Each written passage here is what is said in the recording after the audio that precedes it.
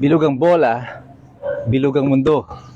Ika nga, yan ang mensahe natin sa ICC. Kamakailan lamang ay lumabas itong balita na ang Russia ay kinonvict ang some of the judges of the ICC and the prosecutors sa kanilang inilabas na warrant of arrest laban kay Vladimir Putin. Ang Amerika naman ay patuloy na nag-impose ng mga sanctions sa mga judges and the prosecutors because of what they did to Israel. At ngayon nga ay nagkaroon ng freeze sa kanilang mga bank account at nahihirapan sila mag-access ng kanilang mga accounts ng pera sa bangko. Ano ang pinahihiwating dito sa atin? Well, this goes to show you na tama yung sinasabi ko noon, that this agency, this body, who is not even a state, which was created merely by virtue of a treaty of several nations, ay wala pong lugar sa isang malayang bansa kagaya ng Amerika, ng Russia, ng Israel at ng Pilipinas. Bakit? Well, ang Russia hindi po pumirma sa Rome Statute, ang Amerika hindi rin, ang India, ang Pakistan, ang Israel, North Korea, and some other countries, pati India, hindi sila nakapirma rito. Pero ipinipilit ng ICC na may jurisdiction sila against Russia by issuing a warrant of arrest. Ganon din ang ginagawa nila sa Israel, nag-issue sila ng warrant of arrest against Benjamin Netanyahu. Now that these countries are retaliating at sila naman nag-i-issue ng warrant of arrest laban sa mga judges ng ICC and prosecutors, what do you do now?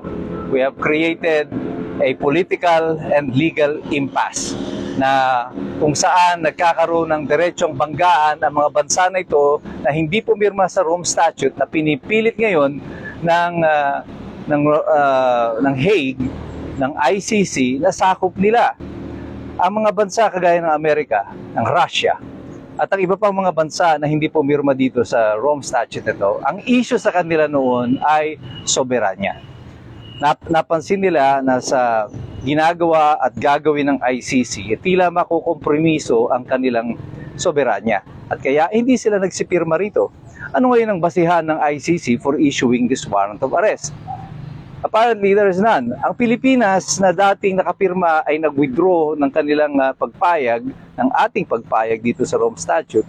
Anong basihan ngayon ng pag-issue ng warrant of arrest laban kay Rodrigo Duterte?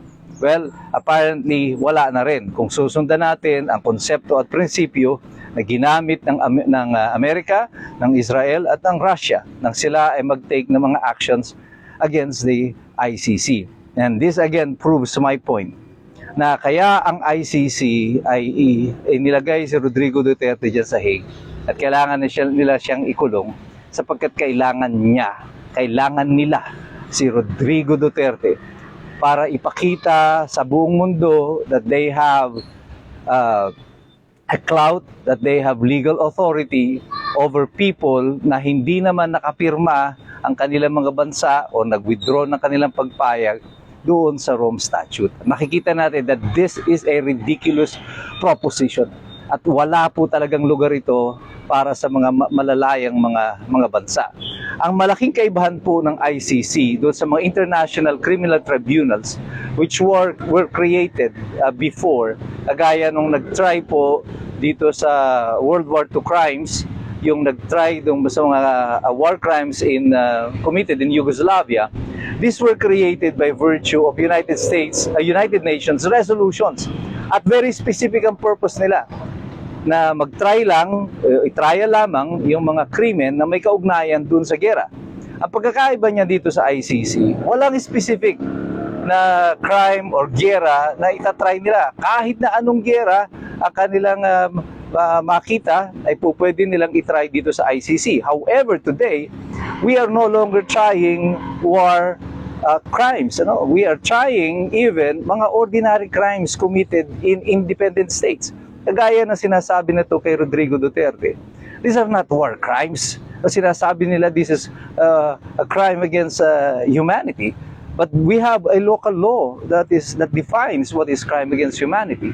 At kaya natatawa yung mga ibang bansa sa atin kasi yung ating dating presidente ay kanilang nililitis nang dahil sa kanyang paghabol o sa kanyang pakikipaglaban sa krimen, sa drugs. Ngayon, kung merong abuses dito sa paglaban dito sa war on drugs, bakit hindi siya litisin sa Pilipinas? Recently, there has been a crackdown on drug syndicates in Brazil. At mas malala pa yung ginawa doon. In one day, there were hundreds of people dead in a single operation. Nasaan ang ICC? Nasaan ang international community? Where are the human rights advocates allegedly espousing or championing yung human rights cause for the drug addicts? Where are they now? Wala. Because Brazil is relatively a stronger country. Hindi kagaya ng Pilipinas. Sapagkat tayo ay mahirap, tayo ay mga Asyano lang, tayo ay mga Indio lang sa paningin nila, kayang-kaya nila tayo. At ang malungkot dyan, ating sariling gobyerno, ating sariling Pangulo, ang nagsasabi na kaya nyo kaming abusuhin. Welcome kayo sa Pilipinas. And this is where this story really went down. Dito na bumulusok ang story na to ng ICC at kay Rodrigo Duterte at ng Republika ng Pilipinas. Well, kagaya nga ng sinabi ko kanina, bilog ang bola, bilog ang mundo, back to you, ICC. Kaya lagi tayong magsisipagmasid, lagi tayong makikilahok. Pero sa ating pakikilahok, patuloy tayong mag-aaral sapagkat mahirap makialam ang taong walang alam. God bless you. God bless us all. Mabuhay ang Republika ng Pilipinas.